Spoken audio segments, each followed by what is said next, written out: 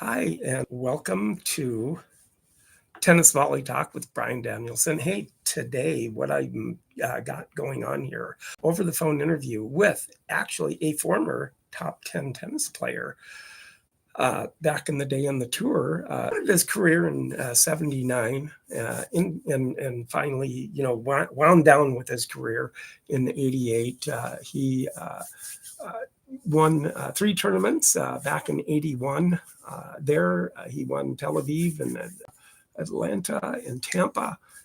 He played singles and doubles, ranked in the, highest ranking, St. 17, and then 83 Wimbledon finals, and then quarterfinal doubles with partner Vince Van Patten, which I did have the privilege of interviewing on my podcast with that. So that's kind of how I got the likes of Mell Purcell. But Mel, thank you for being on my podcast today. Well, hey, thanks for having me. I'm just back here freezing in Murray, Kentucky right now. What I am doing is Minnesota. So yeah, I don't need to be complaining with you up in there, so I'll take that back. Yeah, it's then if you really want cold, just come here when it's about 30 below regular temperature. So then you'll know cold. Yeah, I was lucky enough to be up there. We played an exhibition at the Minnetonka Country Club. Oh, yes. They would take if you lost early in Boston in a tournament, they would bring some of the players there and have like a little 8-man, 12-man event. So that is summertime, so that it was beautiful then. Oh yeah, summertime's great here and everything, and really, actually, the thing is too, and I think Minnetonka courts on it, right? Exactly. Yeah. And clay court tournament, so they just got the people, and it was beautiful. I mean, I got to, and the nightlife was great. In Minneapolis, you have great music. Oh yeah. Going to jazz places, and so I had a great time. And the thing is too, is that recently they've just made in Minneapolis 2 green public clay tennis courts that are really gaining popularity in the summer for people playing on them. You got to get out early in the morning to play on them, but they're public courts, 2 of them. So that sounds great because they're so hard to maintain. That's why you don't have a lot of them over the country. I mean, California doesn't have that many because of the weather. It's just hard to maintain. So that's why. But I love it. I'd love to hear that story. Oh, yeah, it is. It is. And I played on them too. So it's been. Well, it's better on your body also. I mean, as you get older too. I mean, even younger, it's just better on your body after you play a long match. Oh, sure, absolutely, it is.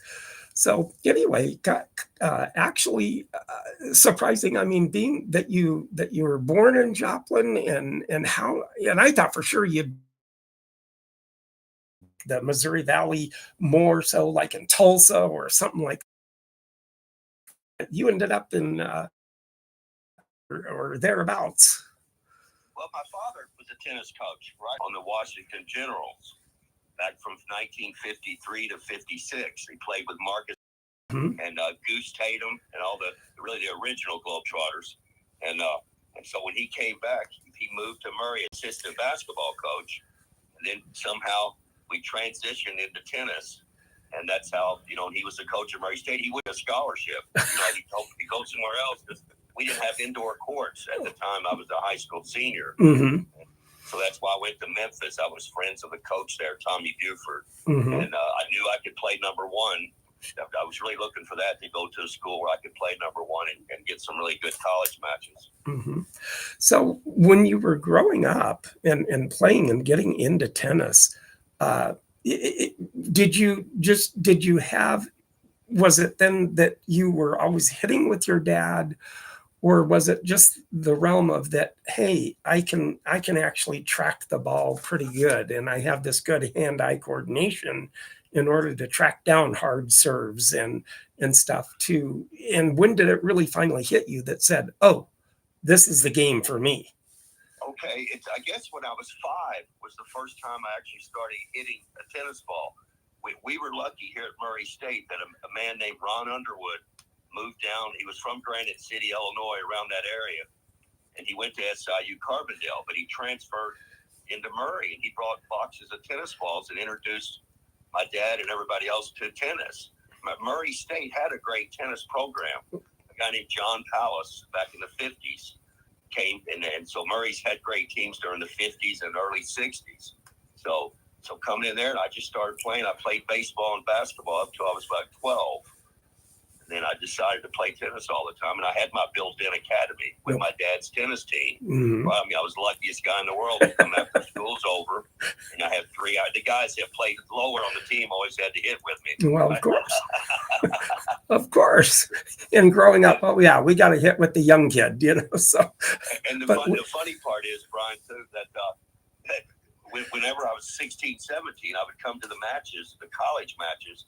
I would get to play the 7th or 8th guy on the team, which is really, illegal probably then, you know, with playing, it didn't matter. And, you know, I could beat some of these college players. Now, some of these better teams, I got drilled pretty good. But, I'm sure. So that was another thing. I was lucky to have, you know, almost an academy right there in my backyard up until I was 18. And I wanted to stay at Murray. My dad would give me a scholarship, and I didn't have $5 in my pocket. So. How dare him? How dare him? I know. So it was better for me to go somewhere where there were indoor courts. Mm-hmm. They had a professional tournament there in Memphis. I was able to play the qualifying, you know, to find out what it's like to play in the pros. I lost to Tom Gullickson first round. Oh, Tom Gullickson. Oh, my gosh. Yeah. I know. An old Wisconsin boy up there close to you. Yeah. Here's the funny part. That night, Friday night, he came in, and I'm out at the racquet club. He's looking for somebody to hit with. So I said, I'll hit it. We didn't know we played each other. See, the draw wasn't made. Oh, sure. The next morning. So we're playing, and he goes, hey, you want to play a few games? And so, you know, I noticed he was hitting my forehand a lot. You know, I was ripping, and he was chipping and coming in. Hell, I'm getting winners off of him, and I'm up 4-1. And so he goes, hey, we've got to get ready to play tomorrow. And, you know, I didn't realize at that time he meant that literally. So we get there the next morning, and hell, there he is. He's in the draw. He beat me like 2-2. Oh my gosh. What an awakening. I said, I was beating you last night. What happened? I mean, I just couldn't believe it. He goes, well, I noticed you had a really big forehand, so I get every shot to your forehand on Friday night just so I can get a good practice in. Yeah. And then Saturday morning, I hit 400 backhands and like 3 forehands. You know? So I learned to be smarter. I think I learned a lot from that, just to be smarter and try to pick out your opponent a little better. Oh, sure. Absolutely with that. They were always good guys. He and Tim Gullickson were always good to me. They were always friendly to me. Yeah. So. And actually, here in the cities, I think that a cousin of theirs used to teach at Northwest Racquet Club up here. But I can't remember what his actual name is, but it was a Gullickson name, so it had to be related to one of those, to both of those guys.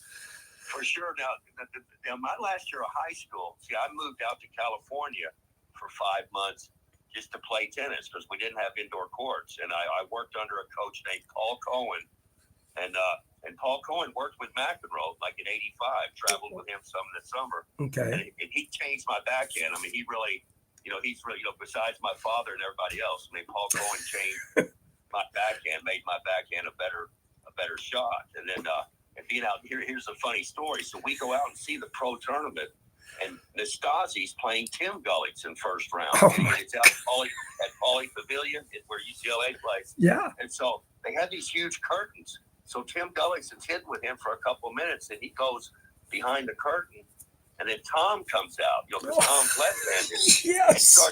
And starts hitting with Nastasi, and Nastasi's going, what the hell's going on here? What's going on? He's doing that, and look at it. It was funny. Then both of them came out and stood. I mean, the whole place just went crazy. So, right then I knew I wanted to be a part of pro tennis. I mean, I've always wanted to play from when I saw the U.S. Open when I was 12 years old. Mm-hmm. We went up there with a Nashville group. Oh, sure. That's where I played a bunch of tournaments growing up in Nashville. Mm-hmm. So, that just makes it even that much better to be able to grow up in that environment and seeing those guys. And myself, I even grew up with that era of guys. I grew up with the Newcombs and Lavers and Connors and Vilas and Borg and all of those guys. And it was it's great. I got to play with those guys a lot on that senior tour. I mean, I played against them a lot on the main tour, but got to know them a little better as we played that little senior tour that Connors had started. Yep. Way back when. Now, the funny part, my dad took me to Vanderbilt, the old Coliseum where they played basketball, and I saw Pancho Gonzalez. Oh, my like a coach. And when they would go around and play all these matches on the indoor, on wood surface. Yes. That was kind of like the barnstorming of it all, you know, before they went professional. That was ball boys for Rod Laver when I was 9 or 10 in Nashville. And the funny part, how this circles around, I go to Palm Springs every year for the BMP tournament. They invite the alumni players to come out there and play a golf tournament. And a buddy of mine's kind of helps out with Rod Laver and helps him out. So we're having breakfast with Rod Laver every morning out there. You know, and I asked him, I said, well, what's your secret? And he goes, I eat a ham omelet every day. There you go. And that, you know, he's still, you know, he's 85 or 86 now, still in great shape. Oh, that's good. Gets around and he's just so much fun to be around. And I'm sure. Like I said, it's kind of a full circle of meeting people. And he's always been a gentleman every time you meet him. So, you know, and amazing so, because I actually saw him in an exhibition of all things, him and Bjorn Borg in Stillwater, Oklahoma, which is the college there, and that was back in probably late 70s or so, and that's when Borg was just kind of coming up and stuff. Yeah, and he was 15 or 16 years old then, 17. You're right. He was playing a lot of those exos and stuff. So. And it was just amazing in itself to actually see that, and just in a little college setting. And it's like I'm only like 5 feet away from both of them sitting there in the Coliseum, in the gymnasium there that they had it, and it was just amazing to be able to see these people, you know, and Borg himself, because he was starting to make a name for himself too.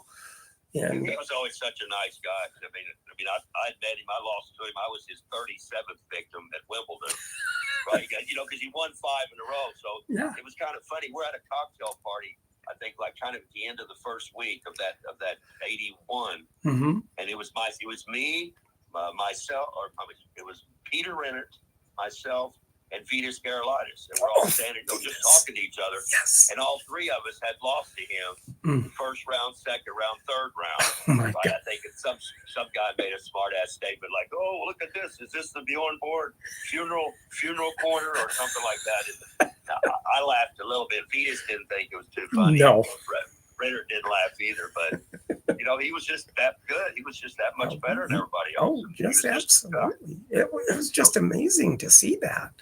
I wish they hadn't run him out of tennis. I wish they just said, "Look, here's $5 million.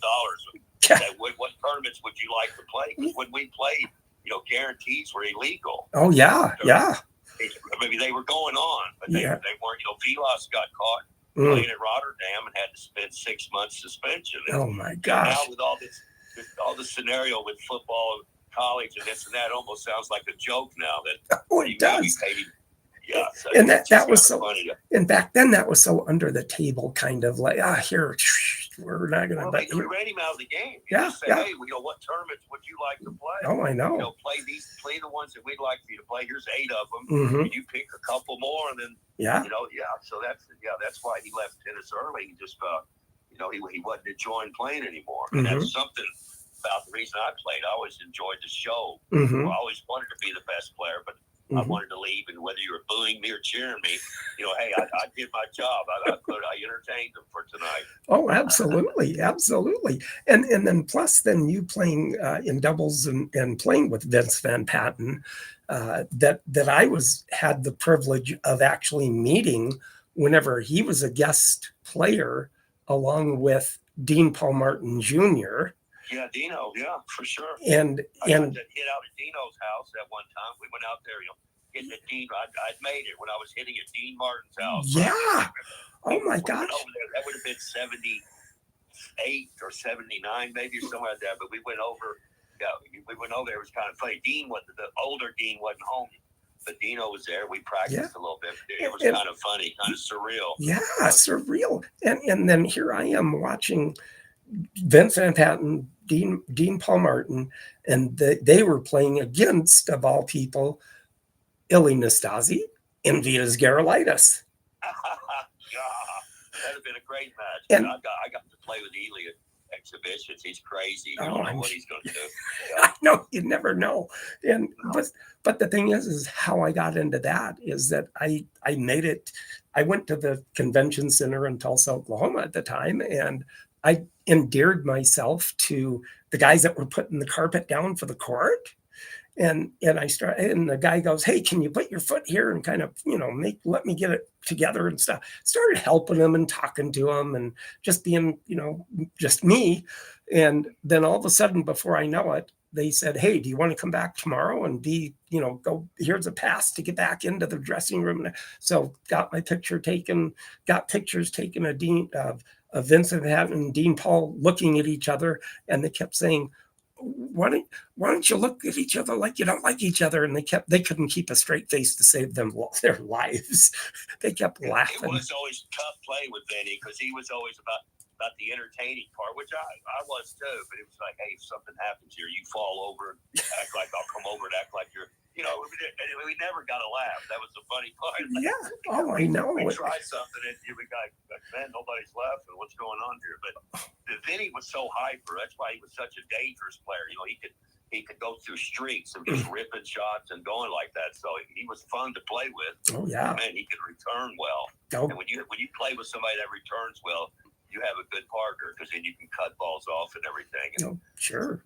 And with that, it's just amazing that then whenever I met him there and back behind everything, and then later after the exhibition and everything, went out to dinner with a bunch of them. And I think Vince didn't, but Dean Paul was there there having dinner with all the promoters, people that were there, which was just like, wow, I'm such a lucky person to be here and be with these people, and tennis, and being able to watch these elite tennis players up close on the court, taking pictures too. And I've got so many pictures of that match too. And just amazing in itself too. And Vitas was such a pure good volley. Oh, he had such a pure volley. Playing with, the rackets we were playing with back then, the equipment's gotten so much better. So they always say, with Bill Tilden being any good, God, Bill Tilden would be unbelievable. You see how well he played with that piece of crap wood racket that they played with. Oh, I know. I know. They would adjust finally, but Vitas was great. We always had fun playing against him, and they always gave me a hard time all the time. But that was good. They always kept the Kentucky boy at bay. That's what they would talk about. That's right. Got to keep him at bay. And then, and then, of course, then with that, then you won the Vienna doubles with, of course, Stan Smith. Of course, the one and only. That's great. He hit the greatest shot I've probably ever seen. We were playing there. We were playing Anders Yaird and Hans Simonsen, who won the French Open. Right, they had won the French Open, so they hit a topspin over my head. Right, say you're coming in to the net, they hit a topspin lob over my head. Right, and Stan Smith's pretty tall. Yeah, he took like 3 steps, and half volleyed the topspin lob over my head. Oh my gosh! You can just imagine that on the ankle, and then he hit a half volley winner. And he skipped, after Stan hit a good shot. If you ever noticed, he had like a long skip because he has that long stride anyway. Yeah. And he skipped and looked back at me and smiled. I just went, that was the greatest bleep shot I've ever seen in my life. Oh, He goes, it was a pretty good half volley, wasn't it? Yeah, wasn't it? Yeah, if I don't say so myself. So. Then on our way to the airport, we stopped off at Sigmund Freud's museum. We were driving by. We went by his boyhood home, right? I said, hey, let's go in there. So we went there for a little bit and headed back home. Oh wow, so, that's just amazing to hear all of this. And then with all that, now you YouTubers out there, if you like, subscribe, and comment to what you're hearing today. And if you like this, just let me know. It's really fun being able to do this and being able to get somebody the caliber of Mel on the show with me. And then for you podcasters out there, you're going to be hearing the Racket of the Week pretty soon too. And then you can take a look at it on my tennis podcast, Tennis Volley Talk, if you want to take a look at it too. But with that, you were in all of the majors in the Wimbledon or Australian, Wimbledon, and French Open, and the U.S. Open. So you were in all of those at one time or another through the years. Yeah, okay. I have to correct you a little Oh. bit. I never played the Australian. Oh, you never did. That's one. No, it's something I kind of regret because it was in December Mm-hmm. when my first 5 years on the tour. Mm-hmm. I was just burnt out kind of at the end of the year, so that's why I didn't want to take a 30-hour flight down there. I look back at it now, it's stupid for sure. But I enjoyed playing. We played I got to the quarterfinals of Wimbledon in '83. That was probably my closest chance to get to a final of a major, and I lost to Chris Lewis from New Zealand. And we played just alike. It was two guys just trying to outquick each other. No, sure. He outquicked me. Yeah, absolutely. With that. I also have two records. I have two records at the U.S. Open that'll never be broken. Maybe. Okay. The first one is I'm the only guy ever to play doubles with Andre Agassi at the Open. He only played 1 year in '87. Really? Oh my gosh. We lost to Flackens. Yeah, we lost to Flackens Seguso that summer. Wow. Number one at 7-5 in the third. Oh my gosh. All they did was hit at each other. They didn't like each other. It was like I was standing in the corner and watching three people play the match. It was what it seemed like. Because Andre, I guess, didn't like them very much. He was just hitting balls at him all the time. Oh my gosh. But so that's one record. I have the other record. I think I'm the only guy ever to win 2 sets 6-0, 6-0, and then lose a 5-set match. Oh my gosh. Against Jose Luis Clerc. Oh, Jose, yes. Yes. He won the first set, then I won 6-0, 6-0. Excuse me. And then he won 6-4. Okay, I'm losing my breath here. Sorry about that. I'll get something to drink. So it comes into the fifth set. He's up match point, right? And he hits a ball, and it's like a foot outside, right? Mm-hmm. Back then, the linesman would block off your view. Oh yeah, that's right. And he said, "Game, set, match," and I'm yelling at the umpire, "No, the ball was out. It was out." It was almost like I was there like an hour after the match, going, "Come back." I still got a match to play with you. So those are two records I have. I don't know if I'm that proud of them or not. Well, still, it's a record that holds. Yeah, you're right. Andre will never play U.S. doubles again, and hopefully nobody will lose. Maybe Bublik would be the only guy that might do that. Now, Bublik could be a fun player to play, I'm sure. I love watching. Yeah, he's one of my favorite players because I like making shots. Oh yeah. You play a match. You want that one shot that brings the crowd to their feet. Oh sure. He can be serving out of his head, and then all of a sudden he pulls up and hits that little underhand serve that he has. Just like he's playing better though. They've got him straightened out a little bit. Yeah. Yeah, towards the end of the year, I like that. Yeah, it is. I mean, he was really on a tear, pretty good. Yeah, I enjoy watching the tennis these days. It's just it's different. It's just all power. Yeah, more finesse is coming in. They're drop shot more and doing a lot more of that. Sure. I think they're understanding. Yeah, can't hit the ball hard all the time. You have to change pace a little bit. Well, sure. But now with the two of the big three that were there for 10 years, with that, you have now only one left was Novak Djokovic, which still is in contention with a lot of the into the quarters, semis, almost sometimes a final here and there. Well, he did win the Indian Wells against Alcaraz, which was really good, over a 3.5 hour match. That was real good. No, he did. It's amazing how he can still stand up there and stick with them. But boy, Alcaraz, he looked like his serve was a lot better in the last couple, the last tournament. So if he starts serving better, but now it's just kind of the realm of the top, the two now, and I wonder who's going to be the third one that's going to kind of slide in there. I don't know. It's hard to tell right now. So it's Shelton. I think he's just still got to play a little smarter. He's got every shot in the book. Oh, he does. Just has to be more patient. But sometimes it's hard to change a guy's game. Oh, it is. You can't just tell a guy, look, you're going to have to start dinking a little more and slicing. It's almost yeah, it's just hard to change a guy's game, especially at that level. Oh, I know. And then you have somebody like Fritz that can be like, okay, he can be lights out. He can beat anybody at any time. But then it just seems like he comes up against these two, and it's like, where's my game? Some errors. Yeah, but the other guy always makes you make errors too. Everybody's tough on people like, God, he didn't get it done. Look how good the other guy played. It's golf.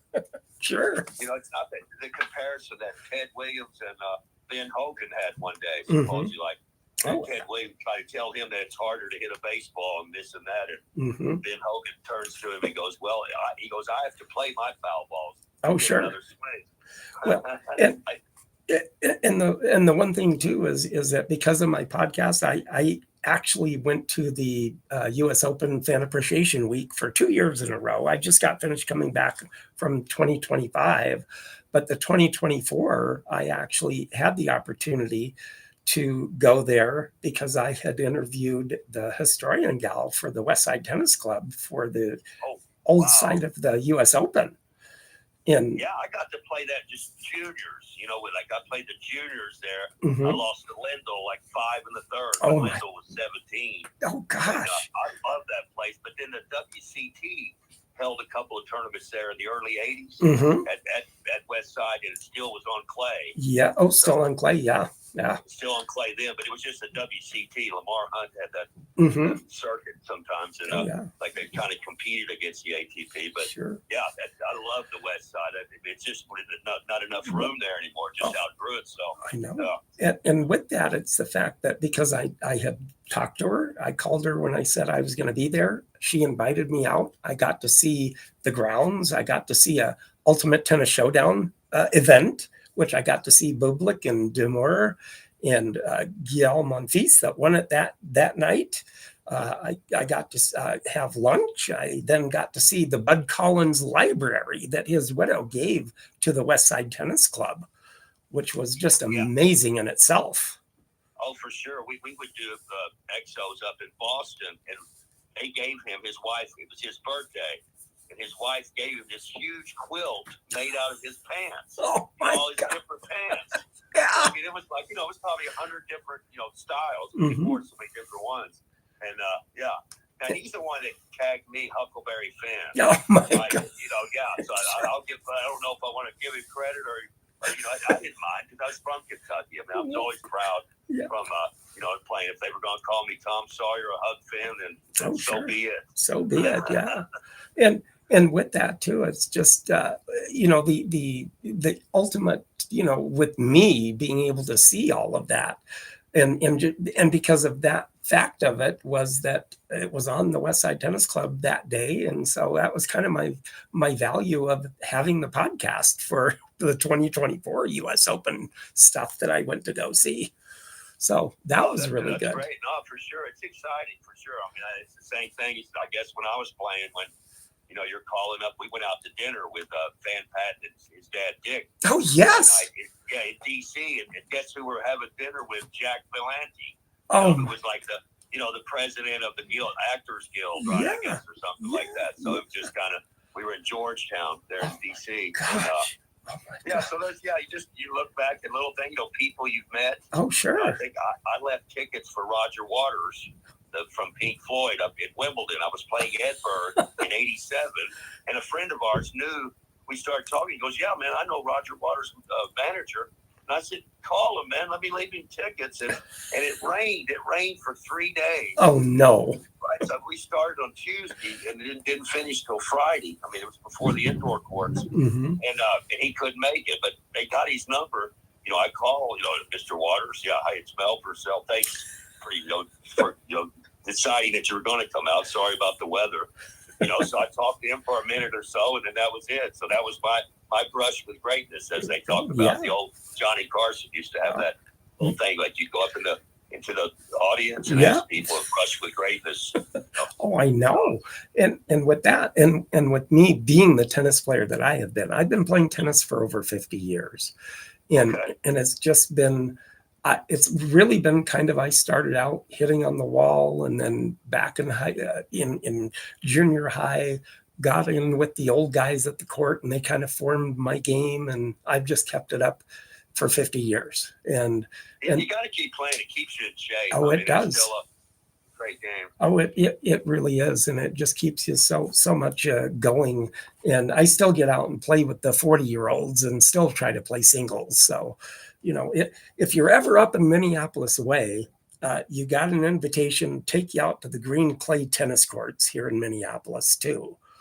And also they do have a great little summer tournament called the Elk River Tennis Tournament that is going to be in its 55th year in playing in the summer. And it's the last of July, the last weekend in July that it is. And it's like men's open and A and B if it's a big draw. And it's just a wonderful tournament to go to. And I know the director and that runs it, Randy Ronning, and what a great tournament is run. So, if you ever get up here last weekend in July, and great tournament to go watch too. I'll keep that in mind. Here's a real funny story. That one summer we played Green Bay. Mm-hmm. We used to call these American Express satellites. They were $25,000 tournaments. Mm-hmm. So there was a guy named Kelly Junkerman that was actually an actor and a tennis pro and player. And he and Kenny Rogers got the wild card in doubles. Now, I like to tell people, I'll tell the story. I said, yeah, man, I lost to Kenny Rogers and Kelly Junkerman first round in Green Bay. And they're like, what? People are like, are you kidding me? Because I'm lying about that. I can't remember who they lost to, but that was just kind of funny that, that's just how the PR was in tennis. That was okay. so many people came out just to watch that match. Oh gosh, and he was a big tennis fan. Kenny was. Oh sure, and the opportunity to be able to do that. Plus, then I've actually had the opportunity, and like you played in the Bank of Oklahoma tennis tournament in Tulsa through some years, and you also actually won. And you beat Bill Scanlon in that little tournament. That was great. Now, Van Patten had a lot to do with that. I mean, this is a story, because it's a round robin. You have four guys in each group. Mm-hmm. And so you play three guys, and then the best win-loss record, and then you take sets won and then sets lost. So I'm mathematically out of it. The only way I could get in if Eric Carita loses the first set, defaults. Yeah. Okay, that'd be the only way. So we're at a cocktail party that night. It's like 8:00 right there, and I'm talking. I've got a big Foster's Lager in my hand, and just having a good time. And the guy comes up and goes, "Hey, man, you're in the finals." And I go, "No, I'm not, man. There's no way." And he goes, "Yeah, Eric Carita won the first set 7-6, and his elbow, he can't lift his arm right now." Oh my so he defaulted. Oh so my that put me in. So I put down my Foster Lager, started drinking some water. Yeah. And then got up that next morning. And Scanlon and I always had some rough battles. I don't think we weren't the best of friends. And so that turned out to be a pretty good battle, but for $50,000, it was a good afternoon. That's for sure.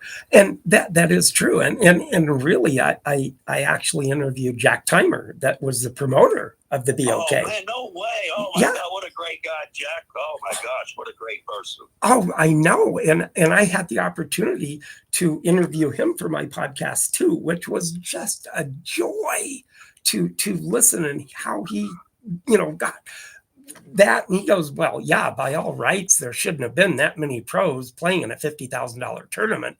But here we were, small Tulsa, and bam, they were there. It was an exhibition, though. See, it was an exhibition. Yeah, well, so that's different. That's how you get him. That's how you get the sponsors come in there. But Jack, he was well ahead of his time. Oh, he was. Promoting and bringing stuff in. Yeah. And the Shadow Mountain? Yeah, Shadow Mountain Racquet Club, which was long since gone. But for the first 2 years, it was an actual ATP tournament, too, that had a regular draw. Now, when we went there, my dad was friends with Ken Trickey, who was the men's basketball coach. That's right. So we stayed at Doyle Roberts at the dorms. Oh, yeah. And it was funny. They had like 8,000 people there because they had a seminar there. Mm-hmm. So we'd get the elevator. Like, oh, aren't you having a great time? Expect a miracle. Everybody's doing that, and we're carrying tennis rackets. So it was just funny that you got. And I had some relatives in Tulsa. Okay. So they came out. So that's why I think I played well. I was always in a good mood. Oh, sure. When you're feeling good, you're in a good mood. You always play better. Well, yeah, and with that too, I do have a picture here with you. You're getting ready to, looks like you're getting ready to return serve here in the Bank of Oklahoma there, which I was like literally right on the court, on one of the court, real close. I had the telephoto lens out, my 35 millimeter, so I got some pretty good pictures of you too. So it was pretty good. But I have some. Yeah, that's And, no, just great memories. Just hearing, because like I said, it was such a fun tournament, just the way that he set it up. Oh yeah. Once people played the first year, they were wanting to come back for sure. They did. And then I do have a picture after you won, and it's me and you. And you'll see this near the end of the podcast. If you take a look on YouTube, you'll see it. But it's me and you that you took a picture. I got a picture with you and me. So that's kind of a cool thing too, that here I am talking to you and I have a picture with you and me. So that's kind of cool. And then that night, we stayed at the DoubleTree, I think, if I can remember, because I was headed to, God, I think I was going to South Carolina to another exhibition. I think so. So that night I'm in the bar right there, and then there's one of the Righteous Brothers. Oh my gosh! They had just played in town. I can't remember which one it was, but we talked a little bit, and he knew a lot of, once I start talking, I got to drop Denny's name in there, like Hollywood or this or that, or I'm friends with Kevin Cronin from Mario Speedwagon, sure. Different stuff like that, kind of drop the thing. A friend of mine saw Kevin Cronin down in the Bahamas one year, 15 years ago, and and he knew I knew him, and he saw him, and he comes up, and he goes, "Hey, man, I know you. You're a professional tennis player, right?" And he turned around and he goes, "You're damn straight I am." That's right. That's right. And he laughed and said, "What do you know about friend Mell Purcell?" And then he just started laughing. It was pretty funny. So, so that's always good. You travel so much and meet different people. Sure. I wouldn't trade the life for anything else. I enjoyed every minute of it. Still do. Yeah, and still to be still involved within tennis still, that you play and hit with the people there at Murray State or whatever, still, and just that's the realm of loving tennis like we do. Yeah, just got to play. I mean, I'll be 67 next year, so you'll be it's either just get around and get old, or just to kind of play until you can't play anymore. So. Well, that's right. And then I just turned 70 in November, and it's just. You're a young puppy. That's a young puppy. I'm just a young pup yet. Yeah, if you ever close to Nashville, that's my girlfriend's kids live in Nashville. Oh, sure. So I spend time down there in Spring Hill. Okay. So, oh gosh. So So anytime I still do a couple of clinics. I go into Louisiana to Choudron, Louisiana. Okay. It's right outside of Ruston. A buddy of mine, named Scott Smith, that used to teach down at the Cayman Islands for 15 years, and then so I do a clinic there. Then I go up into New York, right below Binghamton, and do a clinic at a summer camp. It's actually in Pennsylvania. Yeah. So I still a little bit, and give private lessons. I work with high school kids more. Oh, sure. So I'm busier in the spring and early summer. So. Well, then, like I said, if you kind of venture over towards Minneapolis, and it'll take me out to the clay court, or I'll take you out to the clay courts. Yeah, we'll hustle somebody. Just tell them, get a match going up, and I'll show up. I'll be somebody else. Yeah, that's it. Some old guy. I got some old guy. I still play doubles a lot. I'll go to Paducah, Kentucky, and Hopkinsville, and then you can tell I'm back in the sticks in Kentucky.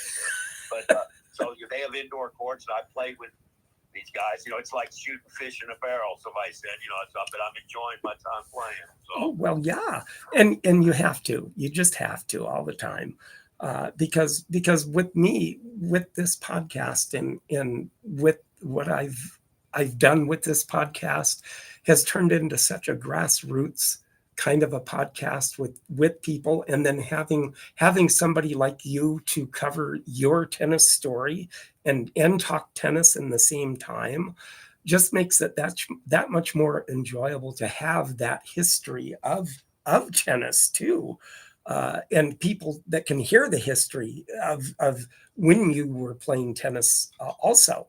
But that kind of gets me into the racket of the week, which I do every week too. And of course, then the racket of the week this week happens to be a Wilson Stan Smith racket. What, the wooden racket? The Stan Smith tennis racket. As long as because it's not that Fisher racket. Remember, I tried to play with that when I tried to move over from Wilson to Fisher. I mean, they were going to offer me pretty good money. Yeah. And I couldn't play with it. Well, what's the difference if you can't win a match? It's just a heavier racket. It was better, more fit for Stan. Yeah. Like a longer racket, because I'm more of a flicker. I'm more unorthodox. My strokes are more weirder than his. And so it hurt my arm. I don't know if this is worth $30,000 a year. Oh, I know. Go figure that, right? Yeah. But this is a Wilson. It's the Slammer Wilson, and this is really kind of probably a little bit earlier sponsor that he used with Wilson. It's all blue racket, from the bottom of the head, half of the head, and it has the head with the up top part is white, and it's a Strata bow, and then it's the Wilson, and then of course and I'd probably say this is probably in the in the 60, 70 racket before he went to the white Stan Smith racket that he had in the 70s. In that era. Yeah. Oh yeah. That is a hammer is what it is. I was lucky because when I actually started I started with wood for a couple of years when I was 5, 6, and 7. And then the Tensor racket came out. Tensor. That came out before the T2000. So I used that Tensor, the T2000, the T3000. Yep. And then for the T4000 came out, it had that knob on the end of that was the end. Forget it. I went to another racket. I ain't playing a racket with a knob at the end of it. And did you know that they actually had the first venture into the teardrop kind of racket head with the TX3000? Yeah, okay, that's right. I remember that had the white throat. Yes, right. And it was the TX3000, but it was the venture into the teardrop kind of head. Well, the teardrop was a Schnauer, didn't it? The Schnauer bracket, when you held it down, it looked like a teardrop. Yeah. Well, and that's just kind of like the teardrop look with the rackets now, or this one. But then that was the first venture with the T2000 instead of being like the round little badminton racket almost. That was the first attempt into the teardrop. Was the T3000. Then they went to the difference of the head sizes. Yeah. Now, we were using 80 inches, 82, 83. Yeah, so that's why. I love the transformation of tennis. It's great, but it's a totally different game than what we play. Oh, absolutely.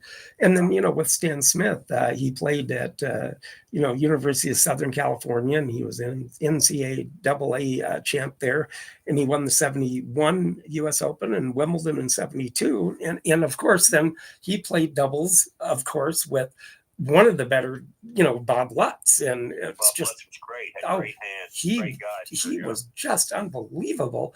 Which then, with that, I had the opportunity through the years of watching the BOK tournament, watching Stan Smith and Bob Lutz hit the ball too. So and plus the Gullicksons, both Gullicksons too at the time. They were tough, man. They were tough to play. They were. And it's just, with this. But now you podcasters out there, you're seeing the racket of the day here, or racket of the week, the Stan Smith here. I like the color. It's all royal blue, and it's really cool.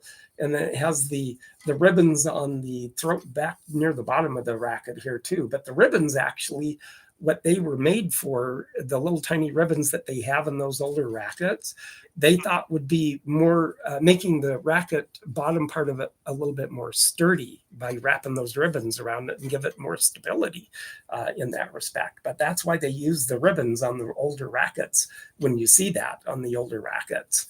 I thought you were going to say racket of the day, the Wilson Ultra. That's what I used the first 4 years until they came out with the Ultra 2. And I never was the same. My game never, just because the racket head was bigger, it didn't really help my game any. He still broke a string in the middle of where it would be an 83 inch. It was weird. I still do that. I break the string off part of a racket because that would be in the middle of the smaller head that you learned to grow up playing with. Oh, sure. It's kind of funny. And I still use gut. I use BS. I'm spoiled. I still spend like $1,000 a year on gut. Holy mackerel! Like a dummy, I write it off, but still. Well, of course. I break it, it's good on my arm. And then, of course, then he was inducted in the Hall of Fame in 87 there. But Wilson itself actually was founded in 1913, of all things. And then out of Chicago, Illinois, and it was actually a subsidiary of a meatpacking company that actually made the strings, the gut strings for the rackets back in the day, and they made the gut strings for those rackets. Good at Victor Imperial, that was great string. Oh yeah, it was. The Victor Imperial was great strings that they had, and for a good, rackets. But they had it back then, back when it was in 1913. It was just amazing that they were making the gut strings for the rackets back in the day at that time. And I found my dad had this old Babylon can that you kept those strings in, or no Victor Imperial can. I'm sorry. Yeah, like a thing. And I found one of them. I found like a 10-year-old set of Victor in there. It's all frailed out and everything. That's funny. The string, and nowadays, VS still expensive to buy. Oh, I'm sure. And then then it was actually with the strings, and then with that, the company then went into actually 1916 when it became the Wilson Sporting Goods from Thomas E. Wilson, who actually bought it and made it the sporting goods manufacturer back in the day. So, with that, it's kind of a nice little racket. Still pretty sturdy. You could probably hit some light hitting with it still. You'll break the thing, get up there and hit a first serve, just snap the frame. Yeah, probably would. But you can hit it pretty lightly, and stuff like that. So it does make it kind of nice that way of that. But it sounds like you've done your homework. On your tennis knowledge and stuff like that. A little bit about everything. Well, yeah, and it's just that pleasure in being able to actually get somebody like you and cover their tennis story too, and talk tennis along the way, just makes it that exponentially better with getting somebody like you to grow my podcast. And if you know of anybody that would like to be on the podcast, my number. You can have them get in touch with me, and I would love to do the interview with them too. So, for sure. When I go to the tournament in March, I'll see some ex-players and guys out there, so I might do that on to help you out, get more people on there. You're doing a great job. Well, I do appreciate it, and with that, I since I have your number, I will take a picture of my tennis podcast card that I made. And then, I'll send a picture of you with the 2 pictures I showed today, too, through text to you, too. Okay, I've got one more good story. Oh, sure. Good. I think it's 83 or 84. I'd have to look at there. I'm playing John Alexander. Okay. Third round. And at the French Open, it's court 2, totally different what they have now. But it was a good court, a couple, 3,000 people watching. And we're in the 4th set. And a big old point goes on. He hits a ball. It's like a foot out. I mean, you saw the mark.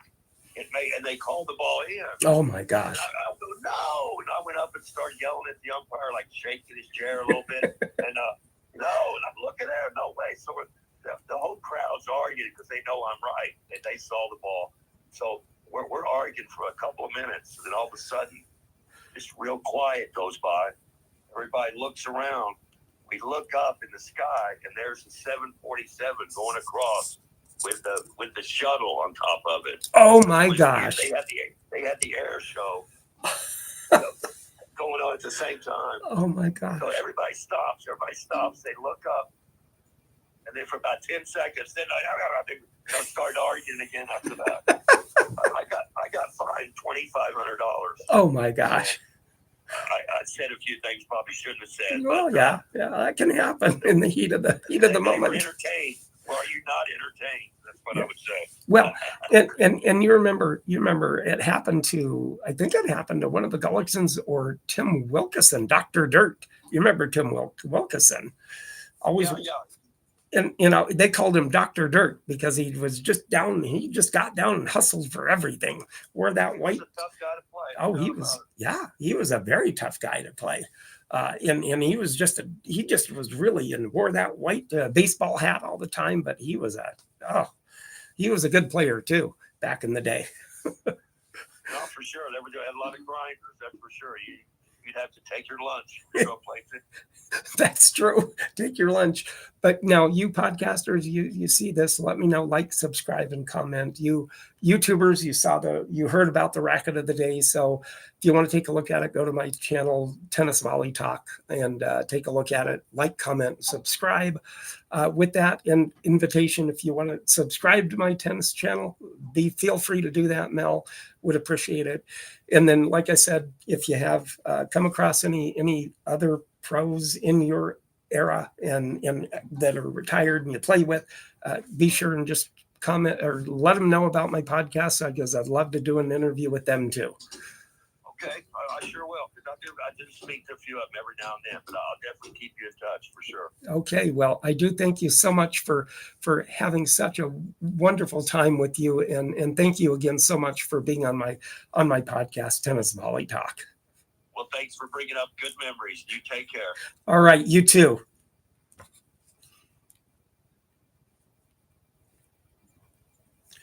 That was Mell Purcell, and you heard his story. So that was such a great interview, and hearing some of those stories and being able to talk tennis and the people that he's played with. So anybody out there, if you like that, like, subscribe, and comment with that. And so next week will be another one. I will be doing another over the phone interview and with another ex-pro, and it should be pretty good too. So I'm getting there. So everybody have a good week. If you're playing inside, keep doing it. If you're playing in the southern states that's warm and outside, keep doing that. And I appreciate it. And we'll talk to you next week. Have a good week.